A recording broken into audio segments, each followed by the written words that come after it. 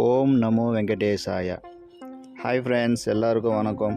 இப்போ நம்ம எங்கே வந்திருக்கோம்னா கபிலேஸ்வர டெம்பிளுக்கு தான் வந்திருக்கோம்.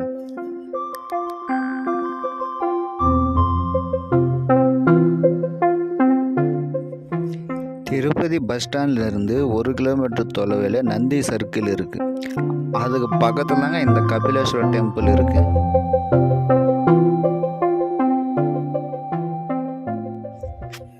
திருப்பதி கோவிலுக்கு வந்தவங்க இந்த கபிலேஸ்வர கோவில் மேக்ஸிமம் தெரியாதுங்க. நெக்ஸ்ட் டைம் வந்தால் கண்டிப்பாக பாருங்கள். வாட்டர் ஃபால்ஸ் இருக்கும், அழகாக சூப்பராக இருக்கும். சிவன் கோவிலும் இருக்கும், இந்த சாமியை தரிசிக்கலாம். இதுவரை கோவிலை பார்க்காதவங்க இந்த வீடியோவை பாருங்கள். எவ்வளோதான் நான் வீடியோவை மூலமாக நீங்கள் பார்த்தாலும் ஒரு முறை நேரில் வந்து பாருங்கள், அழகாக இருக்கும்.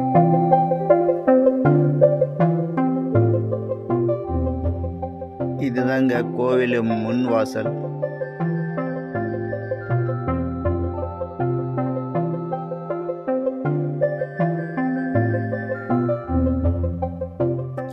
இந்த கோவிலுக்கு ஏன் கபிலேஸ்வர டெம்பிள்னு பேர் வந்ததுன்னா, இங்கே கபில முனிவர் தவம் இருந்து சிவனும் பார்வதியும் காட்சி அளித்ததுனால தான் இந்த கோவிலுக்கு கபில தீர்த்தம் என்று பேர் வந்துச்சு. இந்த கபில தீர்த்தம் கோவிலில் ஆழ்வார் கோவிலும் ஹனுமான் கோவிலும் இருக்குது. இதுதாங்க கபில் தீர்த்தம் வாட்டர் ஃபால்ஸு.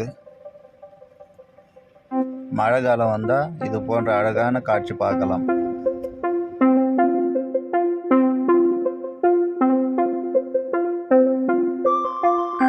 ஸோ நண்பர்களே, திருப்பதி வந்தால் கண்டிப்பாக இந்த கபிலேஸ்வர கோவிலுக்கு வாங்க. லேண்ட்மார்க் நந்தி சர்க்கிள்னு இருக்கும்.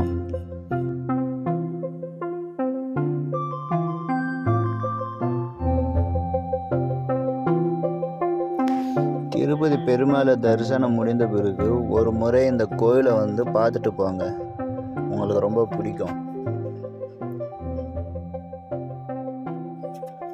நெக்ஸ்ட்டு மார்ச் சம்மர் காலம் ஸ்டார்ட் ஆகிடுச்சுன்னா இங்கே வாட்டர் வர்றது கஷ்டங்க. ஆனால் மழை காலத்தில் இங்கே செம்ம கூட்டம் வருவாங்க பார்க்குறதுக்கு. இந்த அருவியை பார்க்குறதுக்கு செம்மையாக இருக்கும்.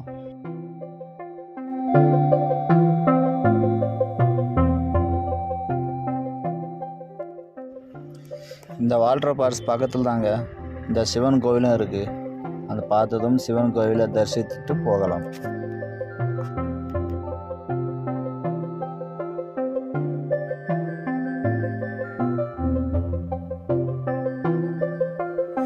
ஐயப்ப சுவாமி பக்தர்கள் இங்கே வந்தாங்க, குளிச்சுட்டு போவாங்க.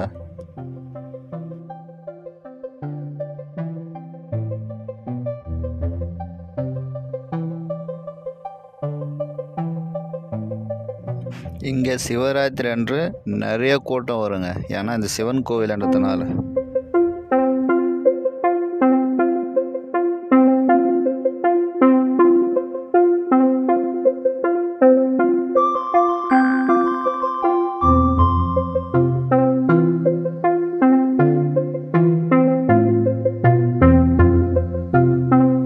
பார்க்குறீங்களா, அங்கே தாங்க சிவன் கோவிலும் இருக்குது.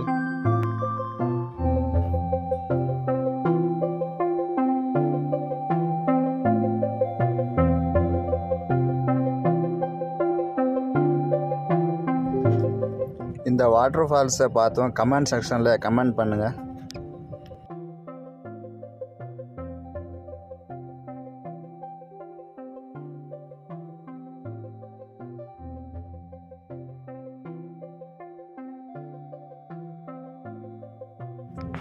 இந்த வீடியோ உங்களுக்கு யூஸ்ஃபுல்லாக இருக்குன்னு நினைக்கிறேங்க. ஒரு வேளை பிடிச்சிருந்தால் லைக் பண்ணுங்கள், ஷேர் பண்ணுங்கள், கமெண்ட் பண்ணுங்கள், மறக்காமல் சப்ஸ்கிரைப் பண்ணுங்கள்.